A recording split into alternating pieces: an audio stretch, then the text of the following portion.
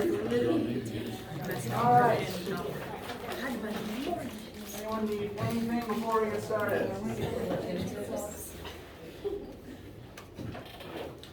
All right. As usual, any questions at any time, please cut me off mid-sentence. I want to know what you need to know. Minor footnotes before we begin. Today is the last day in August. The first homework assignment is currently scheduled to be due Monday, September 12th. Normally I have them due the week, after the week. Remember how to speak. Normally it's about one chapter a week, and then the homework for that chapter will be due the Monday following. But we're getting started. I'm going to help you guys, give you guys time to get into the groove for things. So the first one's currently due on the 12th. We're going to finish up what is arbitrarily labeled Chapter 1-2 Combo Unit this week, as we conclude one-dimensional motion and begin looking at two-dimensional motion for next week.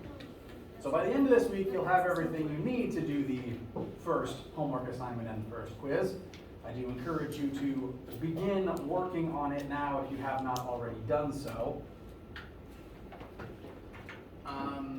And then during next week, make sure you can finish everything up. What we learned this week will be super relevant to next week, so we'll all be connected anyway, the first couple assignments. And make sure that all of you have answers for everything submitted by midnight on the 12th. I always make the homework due on midnight, so we have lecture in the day to ask questions, and you have the day itself to email me things as you work on stuff. Or to find me in my office.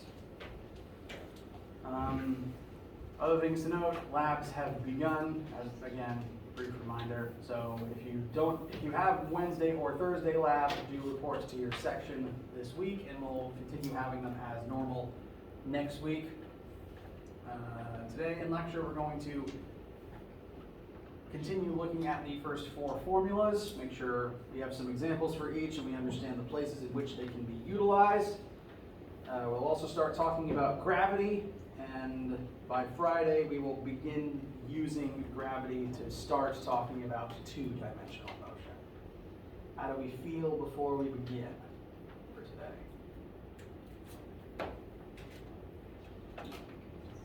All right. Last we left off, we were working our way through this first four batch of formulas, very important ones that we will use all throughout this semester and even a little in the next one if you take 1510. We talked pretty in detail about the first two.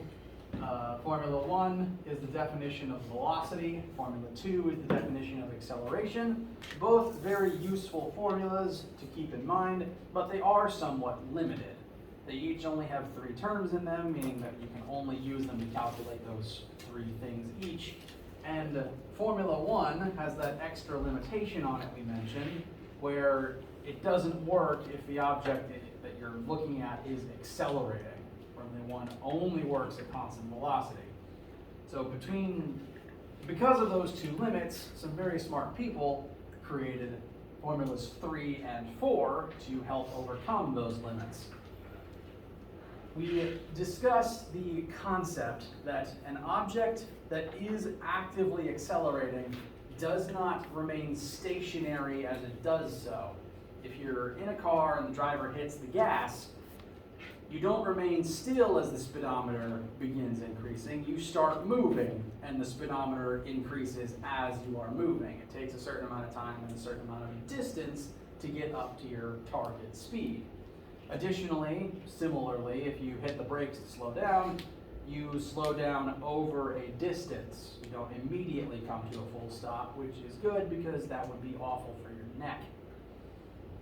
So Formula 3 and 4 represent this fact by discussing the idea that there is some amount of displacement as you accelerate and as your velocity is changing over time. Now, each of these two different formulas have their two different uses. I will say, I have already said, that 3 is the one we'll come back to most frequently, but 4 is still useful in specific contexts. 3 is useful, comes up often because it has time in it, and time as a very important variable is one that we're usually going to know or want to know in any given equation or any different sample question. And for that reason, since we want to know it very often, a formula that has time in it is pretty useful. And so 3's use is if you know the time over which you're accelerating, and you know your acceleration, and you know the speed at which you are moving at the beginning of that time, at time equals 0, this is your initial velocity, you can figure out how far you move while you're accelerating. A footnote about the notation of that particular variable, that v initial in that particular formula. I don't think I've addressed it out loud in this class yet. This formula refers to the initial velocity as v with a subscript of 0. That is one way that physicists refer to whatever a variable is at the beginning of an experiment, at time equals 0. So this would refer to your initial velocity whenever someone began the stopwatch for the time in this particular formula. I, out loud, will sometimes refer to it as the initial. Again, it's the initial velocity of your experiment, the initial conditions. Using this subscript 0 is interchangeable with using a subscript as the subscript I instead. If you're talking about initial velocity, v subscript 0 and v subscript I are interchangeable, really. And I bring this up because I've learned it both ways from various people and reading various textbooks, and it's to the point where they are completely interchangeable in my head. Sometimes, even within the same question, I might write I on one line and 0 on another. Because they mean the same thing in my head, there's no difference between them. Now, if you're using this for the first time, that might be confusing. And so I want to at least mention now, they mean the same thing. Vi is the same as v with the subscript 0. And if I was to read the way that it's written out loud, like if you see the v with the subscript 0, some people would refer to that as v naught, N-A-U-G-H-T, not N-O-T. This, I believe, is a British English thing, and I probably picked it up from one of my physics teachers who was from South Africa. So, V naught, V initial, same thing, I promise. It's either V at time of 0 or V at the initial conditions of the experiment. Formula 4 has a similar notation in it. What's different between these two formulas is Formula 4 doesn't have a T in it, which sometimes makes it useless if you know time and you need to use time, but there's a couple situations where you don't know time and sometimes you don't need it. And that's the one time where 4 is like super useful, is that one time when you need to use it. So, very uncommonly used tool, but one you need in case of emergencies. Consider this the airbag. Now, this one reads, final velocity squared equals initial velocity squared plus 2 times acceleration times displacement as you're accelerating. So this one discusses you accelerate some distance and your velocity will change from this to this as you're undergoing that acceleration. Again, they discuss similar things and they mean almost the same thing. They just use slightly different variables to get the same point across. Any questions or feelings about these two formulas at this time?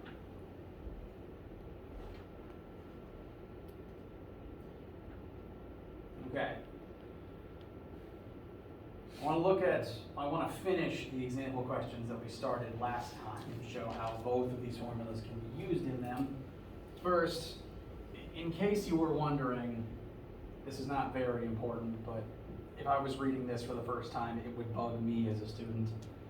The first 3 formulas, the way that this list is written, have the underlines under the vectors to indicate that they are vectors. Formula 4 doesn't.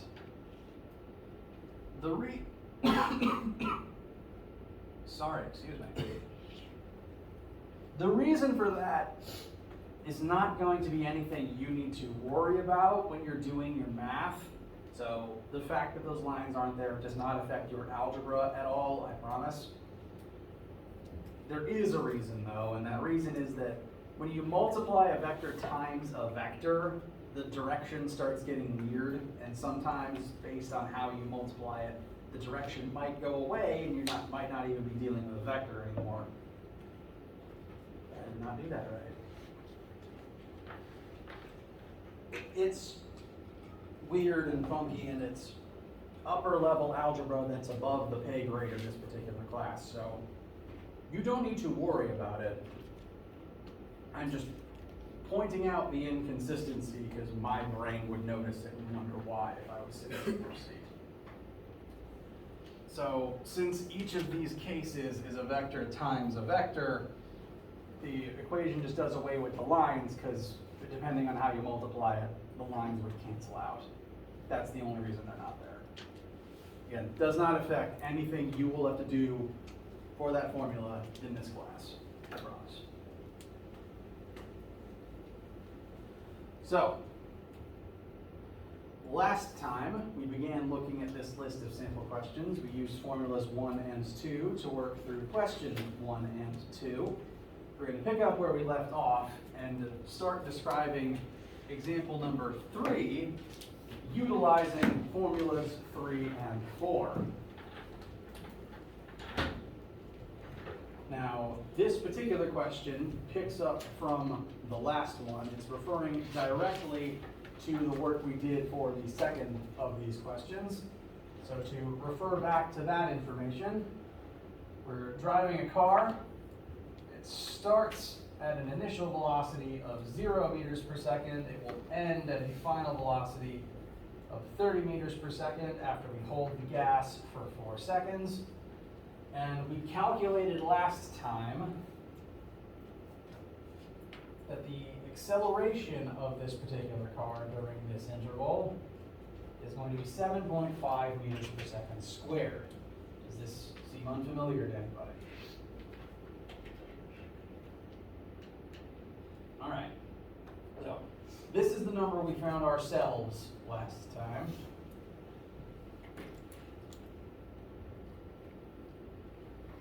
And what we're being asked for now is how far does the car in the above example travel as it speeds up?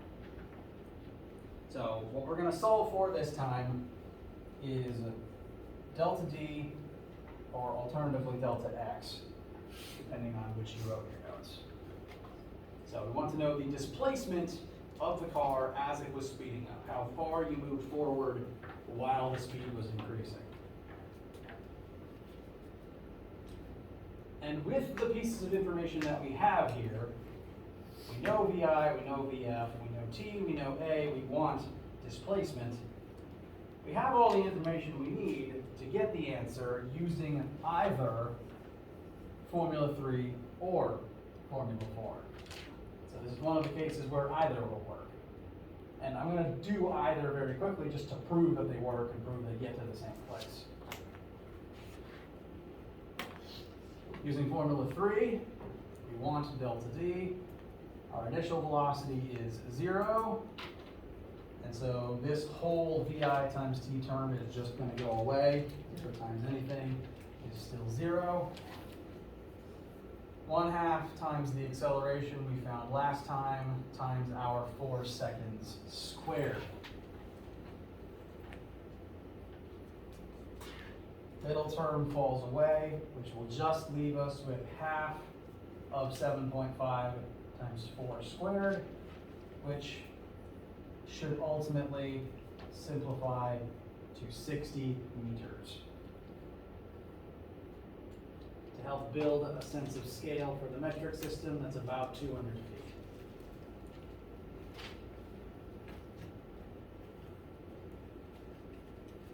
Formula 4 would work similarly, but using VF, not really in place of T, but we wouldn't use T and we would use VF instead.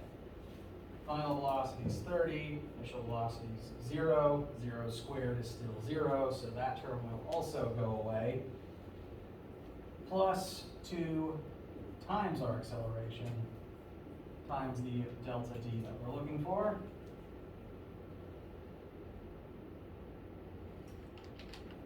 And so on our way to this final answer, we'd square the 30, divide that product by 2, divide it by 7.5, and we should also, once again, get d equals 60 meters. Does anyone disagree with that assessment?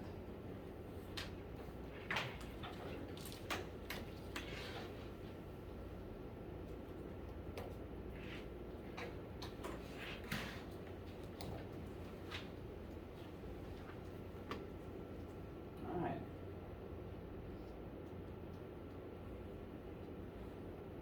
Questions, comments, concerns, etc.?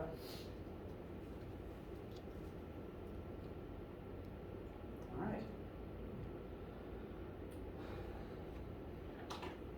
So, last one on this particular slide is just a concept question.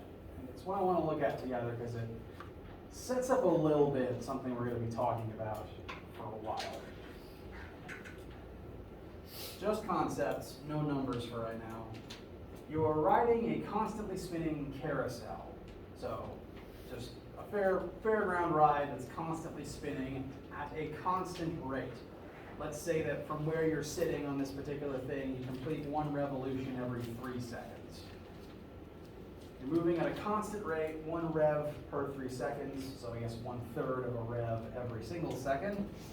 While you're on this particular ride, rotating constantly, would your personal speed, just the numerical speed, change as you're on this particular ride?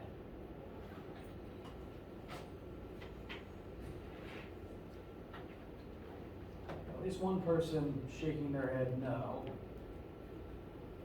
Speed would not change on this particular machine, because speed is a scalar that just refers to the magnitude of how fast you move.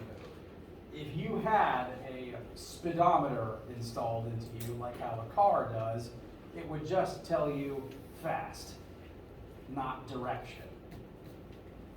So, yes, on a constantly spinning carousel, your speed would not change. However, would your velocity change? Got a little collective nodding, that is good to see. Velocity as a vector is defined as having a direction. And while spinning, you are constantly changing direction. If this was the carousel looking down from above, spinning counterclockwise, and we examine how you are moving at this particular spot, if you were to let go of the carousel and just fly off of it at this particular moment, the direction you'd move in is that way. That would be the direction of the velocity you have in that moment. But if you stay on the carousel as intended, you'll eventually rotate until you're at this position. And at this position, your speed might be the same, but your direction has changed. If you let go here, you fly off that way. Your direction changed. And since velocity is defined as having a direction, by changing direction, you change your velocity. And whenever velocity changes, you are technically accelerating. Changing direction is an acceleration. Your speed can remain constant and you can still be accelerating if you're changing direction. This is relevant if you're, say, in a vehicle as it turns. I don't recommend this, but if you were driving and if you took a hard left turn, kept the speedometer at the same, but you turned left and changed direction, your speed would remain the same, but your direction changes. And the reason you can tell that you're accelerating here is that as you're turning, your y velocity drops to 0, and your x velocity increases from 0 to something else. And you can feel the fact that you're accelerating here because there's literally a force acting on your body making it happen. Again, I don't recommend it, but if you're in a car recklessly doing this at constant speed, you'd feel kind of like you're being thrown around the car. You'd feel the forces acting on you as the vehicle is turning, because force is what causes acceleration. You don't feel those forces if you're just moving in a straight line. And you constantly feel those forces on this thing. That's the force that holds you in place on the UFO machine where you get pressed up against the wall like a centrifuge. So the takeaway that I want you to keep in mind here is changing direction counts as acceleration, even if your speed doesn't change. Cool? Uncool? Questions? Vague feelings? Okay. So that's this list of samples done. I now want to introduce to you a different scenario in which the variables and the formulas that we've been utilizing here apply. And because we're going to talk about falling. We're going to start talking about gravity, start talking about falling. And kind of like how these first four formulas are going to come up constantly, gravity is also going to come up constantly throughout this entire class. So we're still covering basics here, still covering the bases of what we'll be using all semester. And gravity is inherently linked to displacement, velocity, and acceleration because gravity causes acceleration. I want to make sure that some vocab words are set in stone right now, because again, we're going to refer back to gravity as a whole, all term. And I want to make sure that some things are straight now before any confusion has any chance to set in. Gravity is a force. The concept of gravity is a force between you and the Earth. The mass of the Earth is exerting a force towards itself on the mass of your body. And it does the same thing to every object with mass. If it has mass in it, it falls towards Earth's core. You have a baseline understanding of that from living on Earth your whole life. Now, gravity is a force, and that force acts differently on different objects that have different mass.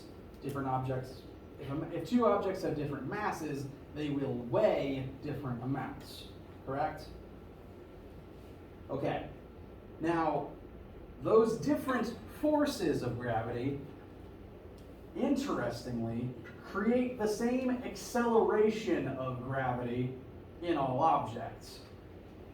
You've hopefully done or heard about an experiment like this before. I think famously someone dropped a bowling ball and an egg off of an Italian building at the same time. And inevitably, two objects of different weight still hit the ground at the same time. They fall at the same rate, regardless of having different weights. I know that these are still both very light objects, but a paperclip and a box of earplugs still have different weights. I just don't have a bowling ball to demonstrate with.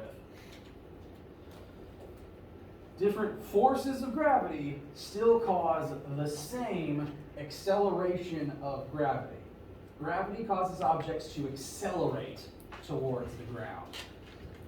You do not fall at a constant speed. Your speed is constantly increasing the longer you fall because gravity causes that acceleration in falling objects. This is one reason why you've probably built up some awareness that it's pretty safe to jump off of a stool or a chair or a table of a certain height, but the higher you go, the more dangerous it feels until you drop from a certain height and you hurt yourself. That's because once you begin falling, you are constantly accelerating to a faster speed the longer you are in the air. The higher you fall from, the greater distance you have to fall over, the longer time you'll be in the air, the higher a speed you'll accelerate to before going splat. Which which is why falling is dangerous. The bigger the height, the higher speed at which you hit the ground. And humans have not worked out a solution like cats and sugar gliders have to avoid that. So, gravity itself is a force. That force causes uniform acceleration in every object that falls. This is specific to falling.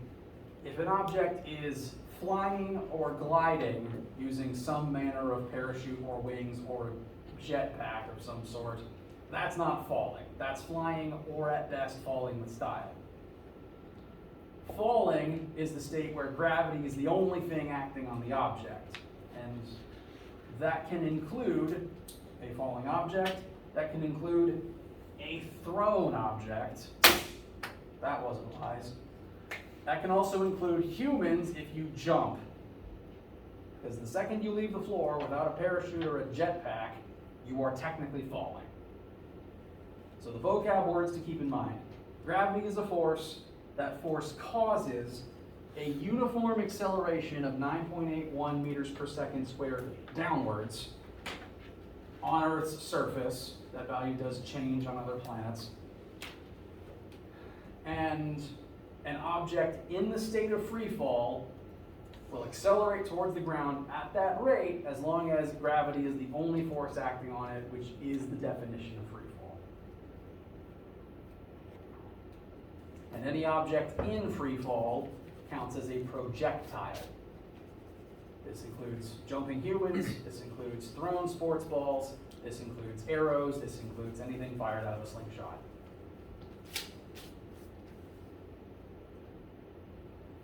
Does not include missiles, planes, or anything with a propeller.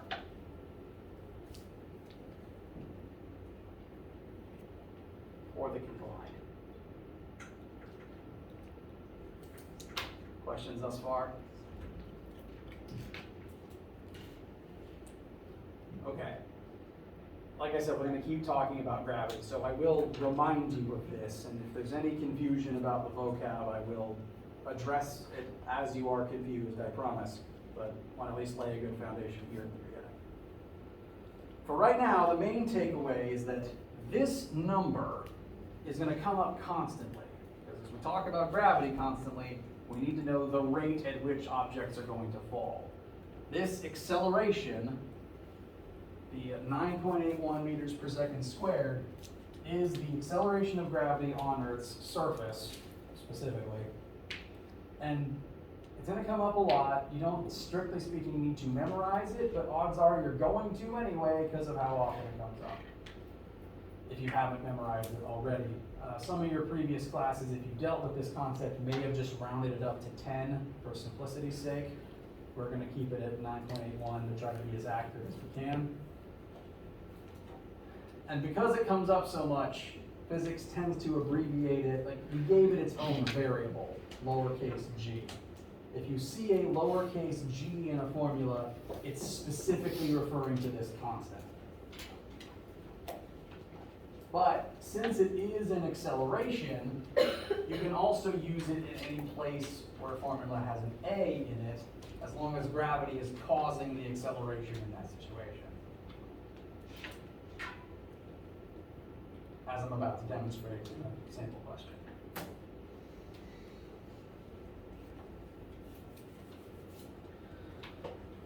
So, I want to work these two as quickly as I reasonably can. I won't hold you over on time, I promise. A basketball player leaves the ground with a speed of 6 meters per second vertically upwards as they jump. This is a very impressive jump, as we will mathematically prove here together.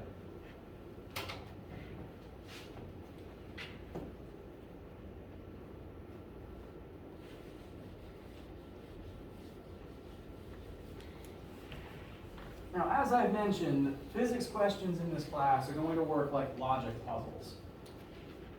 In some math classes, you'll be given just numbers regardless of context, plug them into a formula, and get an answer that may or may not make any physical sense.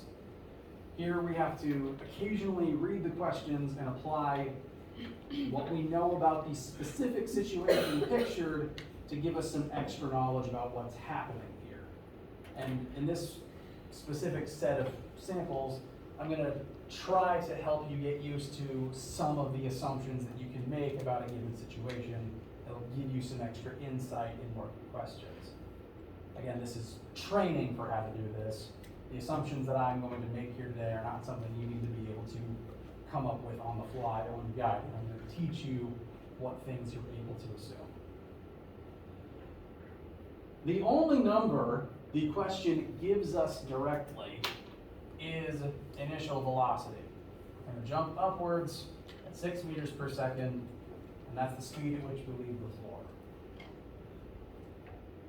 It's the only number the question outright states. From there, we're just going to do the first part first.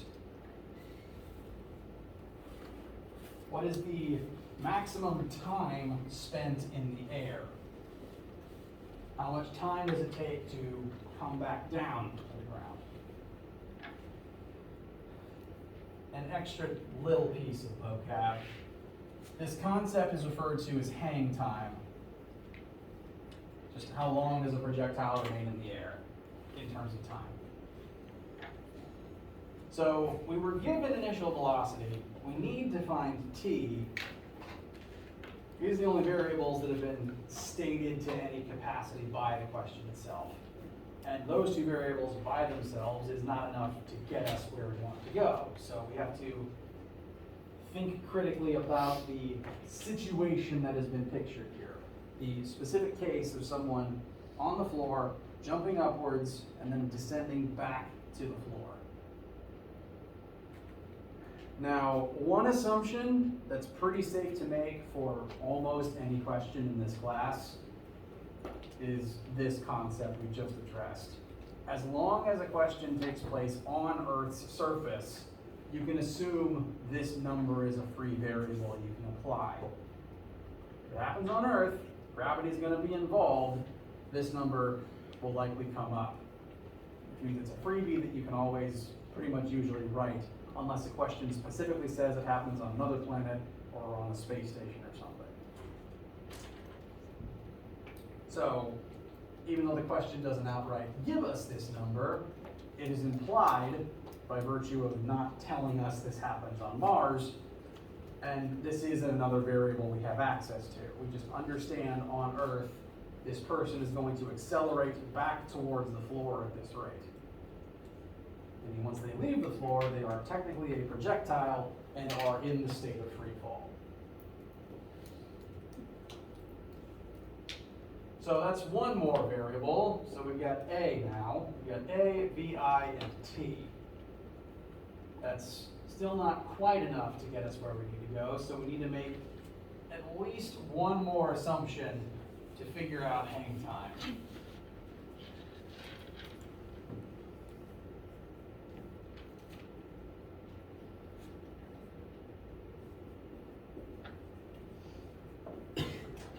Since this person is going to be accelerating in midair, we need a formula that will have that at least works when accelerating.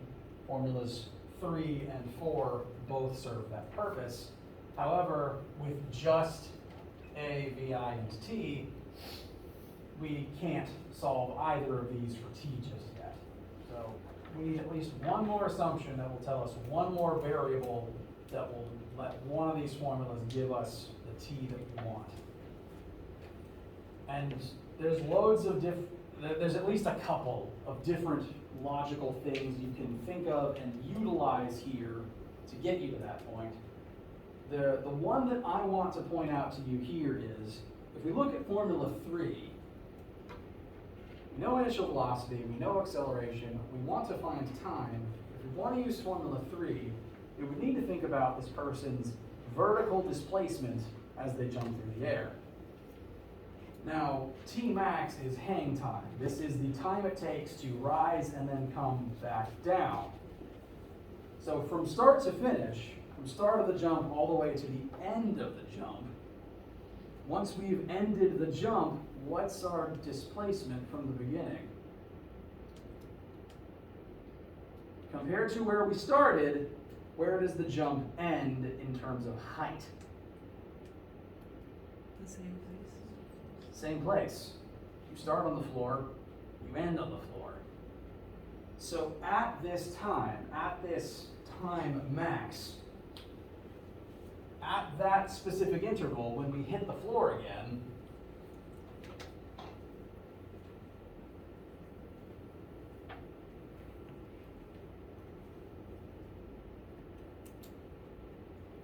our delta y is 0. We've returned to our starting height. Our displacement is now 0. We're back where we began. This is only true at the time we're examining here. At any other interval where you're still in the air, this isn't true. But here at the end, this is true. So, because this assumption is critically linked to the time at hand here, I'm going to try to indicate visually that this assumption only works at this particular time interval. But this is the time interval we're studying right now. So this means that we can plug 0 in for our displacement, and we can get the time it takes to return to the floor. How does this concept feel?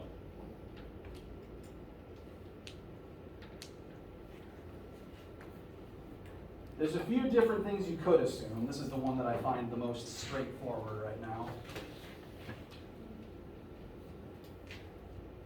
But we now have something we can plug in for delta y, vi, and a. We want t. Formula 3 has all those things in it. So I'm going to start plugging things in. 0 equals 6 times our unknown t plus 1/2 times 9.81 times our unknown t squared. Couple of things that are very important to note before we continue. This is the point where direction and signs become very important. This is a case where you are, at least initially, rising as you're accelerating towards the floor. Initial velocity points up. Acceleration points down. The same axis, but 2 different directions. And when acknowledging that in a question, 2 things point in opposite directions. One of them needs to be positive, one of them needs to be negative. I find most of the time it's good to assume up is positive, down is negative. So I would leave 6 as a positive number and take gravity, which points down, and make it a negative number. Whenever starting a new question, it helps to set up your system of directions, your plus, your minus, at the beginning, and you need to stay consistent with it. You could decide, if you're just feeling fancy that day, to make down the positive number and make up the negative number, which would work if you were doing the math through to completion. You just need to be consistent about it. Whatever direction you give each sign, you have to keep it that way for the entire question.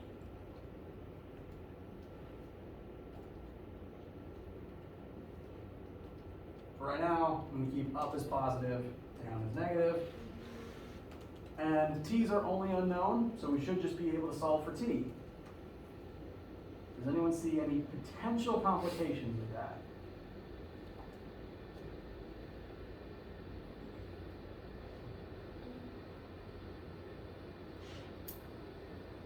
There's one word that may or may not be popular. It's okay if it doesn't.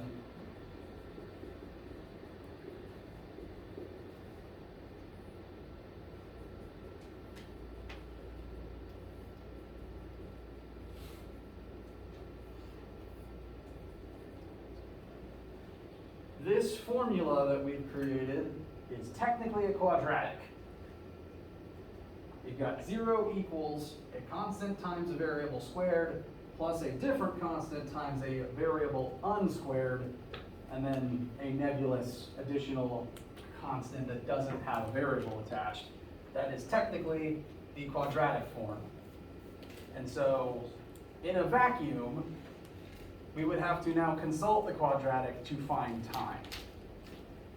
This is something we will have to deal with occasionally in this class, because Formula 3 just kind of naturally takes the quadratic form if you don't know what time is. If you're using it to solve for time, because of that t here and that t squared here, quadratics just happen occasionally. You can't really avoid it most of the time. So I'm just making you aware this will come up. However, this one time, we can kind of cheat and avoid it. Because if we were to arrange things into the form of the quadratic, c is 0. There's only really two terms on our right side here. One of them has a single t, one of them has a t squared. Everything else has been compressed into that 0 on the left. So if you've used quadratics recently, or if you've just repressed that memory, that's fine.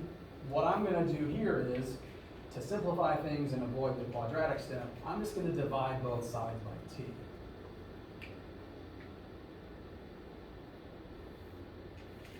This only works in this form when c is 0. In this form, it only works when delta y is 0. But if it's 0, the entire left side remains 0. Dividing that by anything doesn't change it. On the left, we've got two terms with t's in them. The first term, 6 times t over t. The t's just go away. Second term, 1/2 acceleration times t squared divided by t. The squared goes away. And that'll simplify us to 0 equals 6 plus 1/2 times negative 9.81 times just t. As long as c equals 0, as long as displacement equals 0, you can perform this trick and kind of kick the extra t into the void to avoid doing the quadratic. It'll happen occasionally, namely if you're looking at the motion of a projectile that starts on the floor and then falls back to the floor, which does happen. But if for any reason you start and end at different heights, this trick doesn't work anymore. So we'll advance to that conundrum next week. For right now, there's only one t left, no quadratic issues left. We can just use normal algebra to solve for what t is. Any questions getting to this particular line of algebra? All right. Real quick, this would simplify to 0 equals 6 plus, actually 6 minus 4.905 times t. Send that to the other side, 4.905 t equals 6.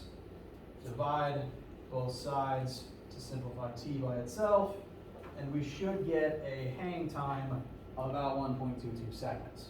Does anyone's math disagree with that, or can you not find the same answer?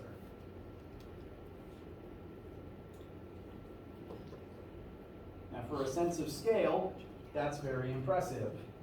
I am an average adult male who is not athletic, and if I'm not trying very hard, I stay in the air for like 1/10 of a second. Over an entire second is very good.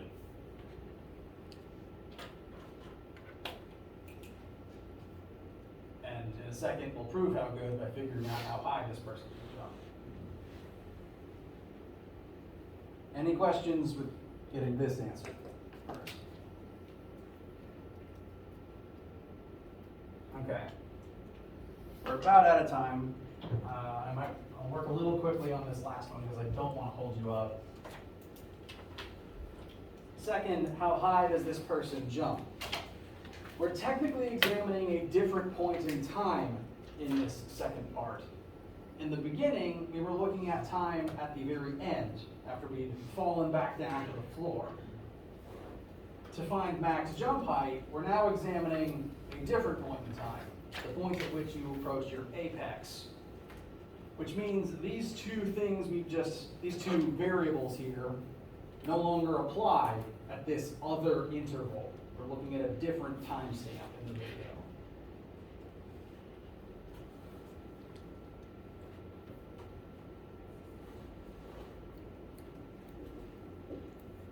So we don't know our max height, we want to find it. We don't officially know at what time you hit that maximum apex point. That means that we're going to need to make at least one more assumption to help us find this answer. I can think of at least two assumptions you can make to help with this.